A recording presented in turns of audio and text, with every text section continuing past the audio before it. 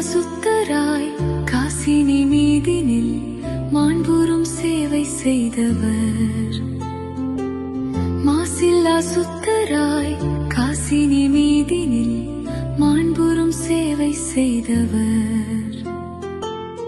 ஆசையோடே சுவைப்பின் சென்றோர் இவரே, சியோனில் நின்றிலங்குவார். ஆசையோடே சுவைப்பின் சென்றோர் இவரே, சியோனில் நின்றிலங்குவார். சியோனில் கேட்குதே